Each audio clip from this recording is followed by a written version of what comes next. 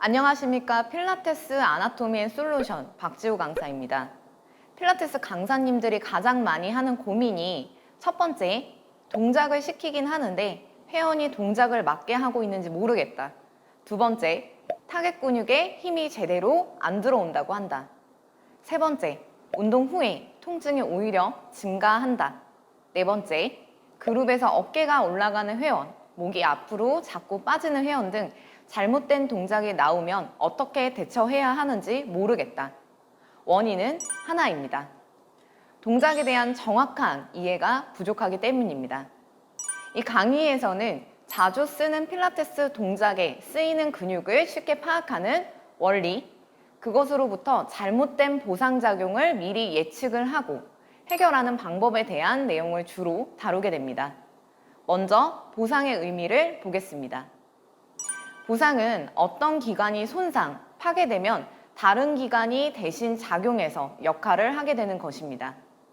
예를 들어 윗몸 일으키기를 하면 배의 힘으로 일어나야 하는데 목의 힘으로 일어나는 경우 전체적인 동작을 완성시키긴 하지만 복부 근력을 향상시키지 못할 뿐더러 하고 나서 목 어깨의 통증이나 더 나아가서는 거북목을 심화시킬 수 있습니다.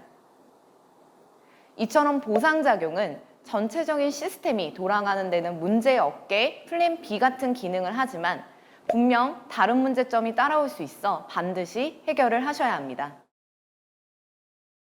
보상작용 예측에 기반이 되는 근육 파악 방법입니다.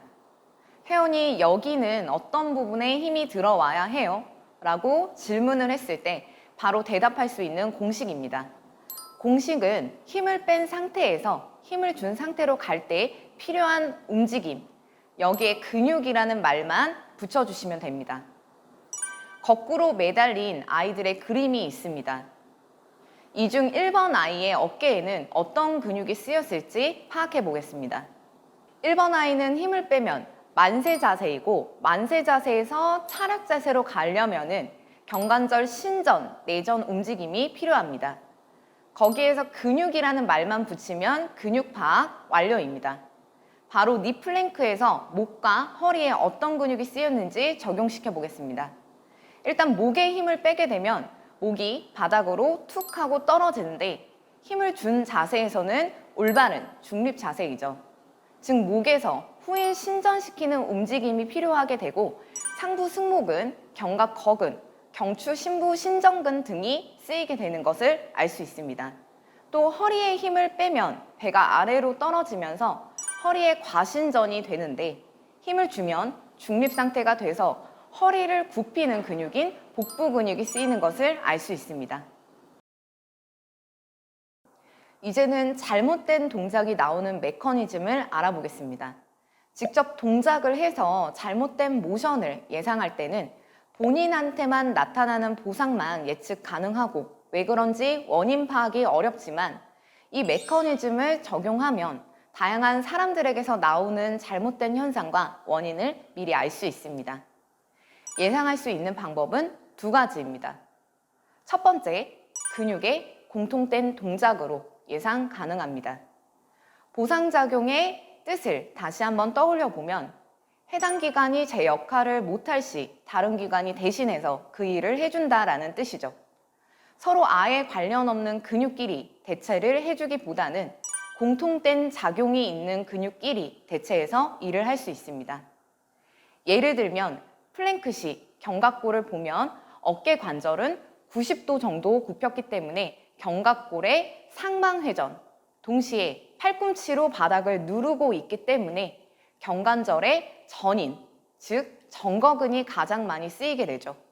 그런데 만약에 정거근이 약해지면 어떤 상황이 생기게 될까요? 다이어그램을 보시겠습니다. 정거근이 잘 쓰이지 못하는 대신에 아예 관련이 없는 엉뚱한 근육이 쓰이는 게 아니고 상방회전이라는 공통된 작용이 있는 상부 승모근이 작용할 가능성이 높습니다. 그렇게 되면 상부 승모근의 또 다른 작용이 보상작용으로 나오면서 어깨가 올라가는 현상이 일어나겠죠. 실제로 보면 이런 형태의 동작이 나오게 됩니다. 두 번째, 공통된 방향을 가진 움직임으로 시야를 넓힐 수 있습니다. 예를 들면 롤업은 목, 등, 허리, 고관절을 전부 굽히는 동작입니다. 이 관절들의 공통된 움직임의 방향은 몸의 앞쪽이고 같은 방향을 가진 움직임끼리 서로 대체되어 적용할 수 있습니다.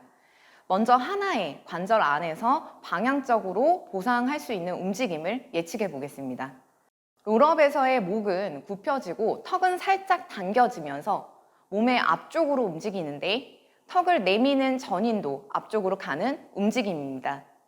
이 둘은 방향이 같기 때문에 서로 보상이 될 수 있습니다. 이제 시야를 좀 더 넓게 하여 다른 관절의 개입 가능성까지 보겠습니다. 전체적으로 몸을 둥글게 굽혀 올라와야 하는데 흉추의 가동 범위가 줄어들게 되면은 목이나 허리에서 더 많은 움직임으로 전체적인 굽히는 범위를 완성시키겠죠. 또는 목을 더 많이 앞으로 내미는 전인 상태로 올라올 수도 있습니다. 원인을 알았으면 해결을 해야겠죠. 해결 루트를 간단하게 여기서 설명드리고 뒤에 실습 부분에서 좀 더 자세히 알려드리겠습니다. 해결 과정에서 가장 염두에 두어야 할 것은 회원의 동작이 잘 나오게 다 도와주는 것이 아니라 스스로의 힘을 쓸 수 있게 최소한의 도움만 주는 것입니다. 첫 번째 해결 과정, 핸즈온 큐잉입니다. 수업할 때 동작을 표현하는 티칭과 손터치만 달라도 회원의 움직임이 금방 바뀝니다. 가장 단순한 방법이기 때문에 그룹이나 개인, 듀엣 모두 다 적용됩니다. 개인 회원인 경우 핸즈온이나 큐잉이 안 되면 두 번째 해결 과정, 인지로 넘어갑니다.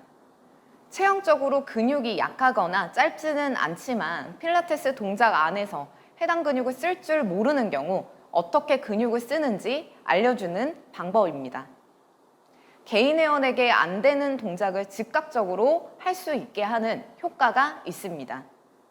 이 두 가지가 안 되면 세 번째 해결 방법, 수정 동작으로 넘어가게 됩니다. 보시는 것처럼 5가지 원리를 적용시켜 기존 동작보다 더 쉬운 버전으로 진행합니다. 특히 그룹에서 즉각적으로 대처하기에 매우 유용합니다. 그 예로 수완 동작에서 허리 통증이 있으신 분들한테 빠르게 배 밑에 수건을 대주어 통증 없이 운동을 진행할 수 있습니다. 수정 동작을 진행한 후 개인은 네 번째 방법으로 넘어가게 됩니다. 네 번째 해결 방법, 타겟 근육을 위한 동작은 체형적으로 이미 몸에 변화가 있는 경우 근본적인 문제 해결을 가능하게 합니다. 또 선생님들이 시퀀스를 더 이상 할 게 없다고 많이 말씀하시는데 책에 있는 동작 이외에도 원하는 근육을 위한 동작을 직접 만들어낼 수 있어 유용하게 사용하실 수 있을 겁니다. 동작을 만들어내는 방법 중에 매트 위에 소도구를 더하는 예시를 들어볼 건데 지금 모델의 경우 좌측 중둔근 운동을 진행을 하고 있습니다.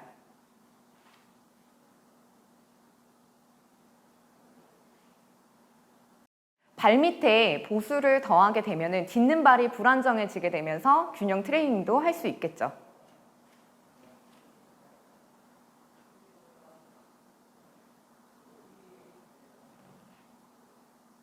이제까지 알려드린 근육 파악 방법을 통한 보상작용 예측, 그리고 해결 방법을 실질적으로 적용해 보겠습니다.